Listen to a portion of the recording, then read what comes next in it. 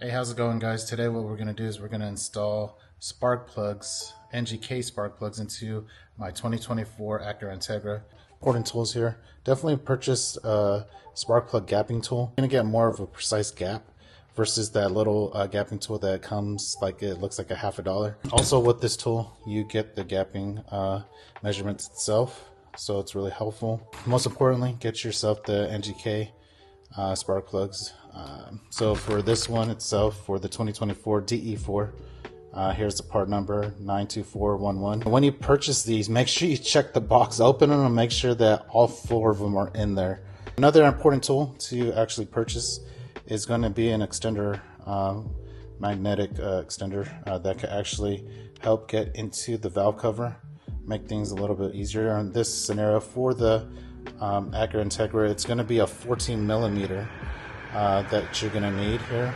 And last but not least, this one is going to be a torquing kit. But what you want to do, which is important, is make sure you torque it to spec. And according to our car, the Integra 2024, it's 16 pounds of torque. So make sure you set that too. And now regarding the gap measurements itself, it just depends on what you're doing. If you have like no tune installed at all, you're not tuned in any way, shape, or form, then definitely just stay with the stock 0.30.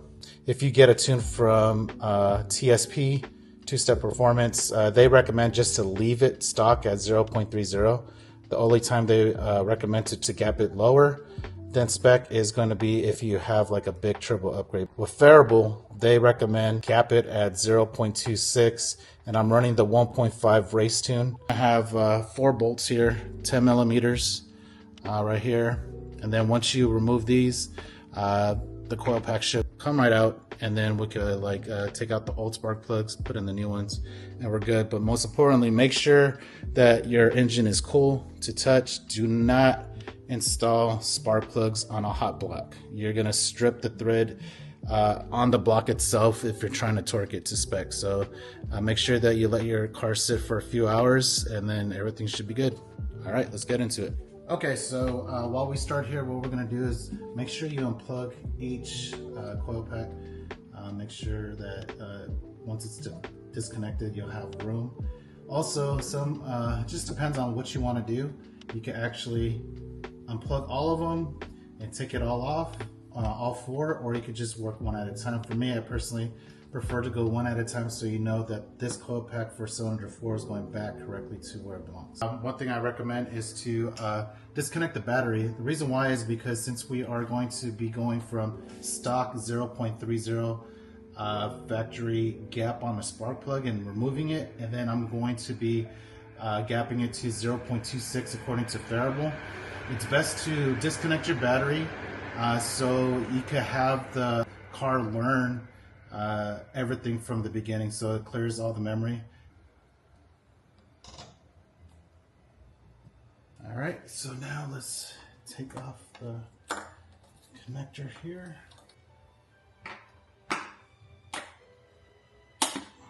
All right.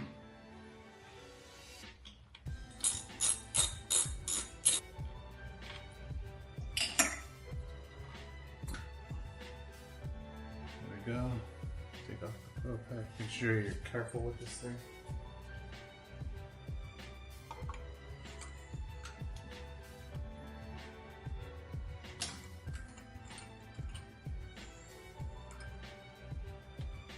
Make sure that it's snug. It's going to be 0.26, and just hold the gapping tool here, rotate down, and then you should be able to get your gap. So again, when you torque it, you definitely want to make sure that it's at 16 pounds.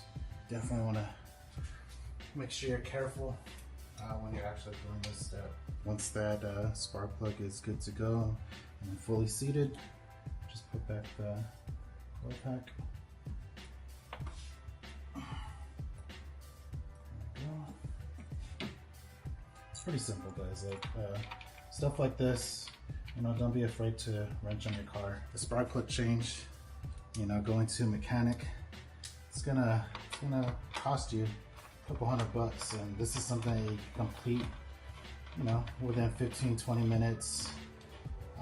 If you're beginning and starting out and you never did it before, it could take up to 30 minutes an hour. Doesn't matter how long it takes, just as long as you're doing it at the speed that you're comfortable with, and you're saving yourself some money, man.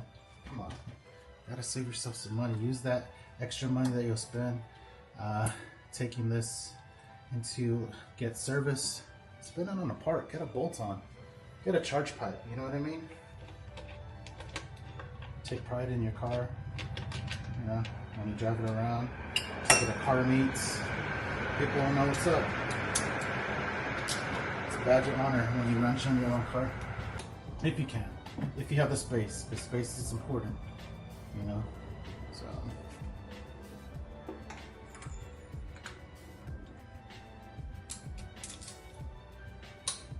So if you guys so far think this is helpful, definitely give me a like, subscribe, share it, because there's not too much content regarding anything for an Integra DE4. I don't think there's really anything showing spark plug changes so far on the internet. So goes the second one. One thing that is easy too, when you're putting the spark plug back in, the new one, what you want to do is just, to make it easy, just have it sit into the magnetic socket here, 14 millimeter, and then just guide itself back in.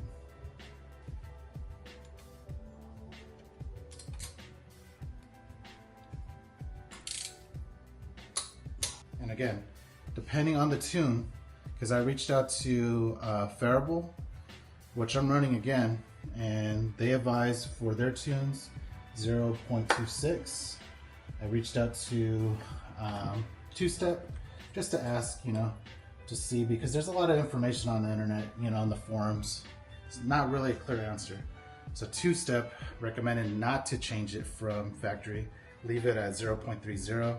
I reached out to 27.1, and they actually said that it's best to follow the tuner's recommendation. So again, depending on the tune you get, that's the spec you should reach out to just to confirm, and just follow their instructions.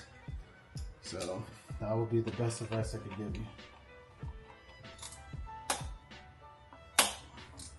I'm using the K-Tuner V2, and with, of course, the Faribault 1.5 race tune. I love it.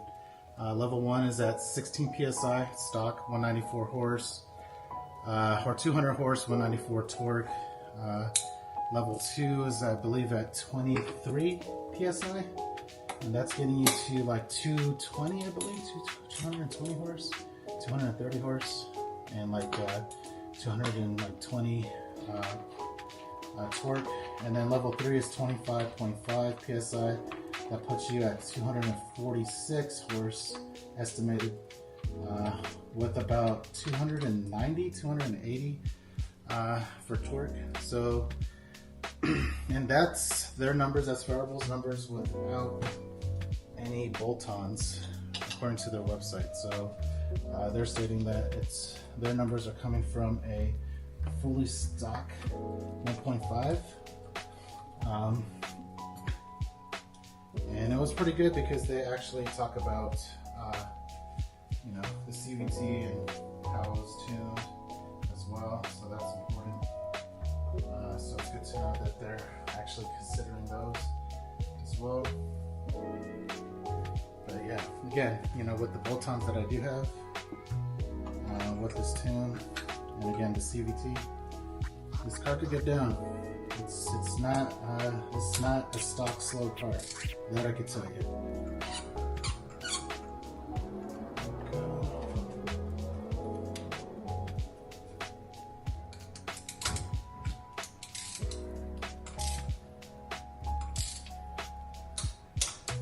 Sweet. There it is. One thing that you can do as well is when you disconnect the battery, one thing you can do is pump the brake a few times to, make sure you push it all the way down, just to make sure you get rid of any current charge in your vehicle. So I'm gonna do that right now. So now let me officially connect the battery here. There you have it. So we're good to go. So that is how you do it. So again, if this video was helpful, definitely give a like, share, subscribe, and let's help each other in this car community with our Integras, our SIs. You know, let's make sure that all of us are running good, and if we have questions, bounce ideas off each other. So until next time, talk to you guys later. Peace.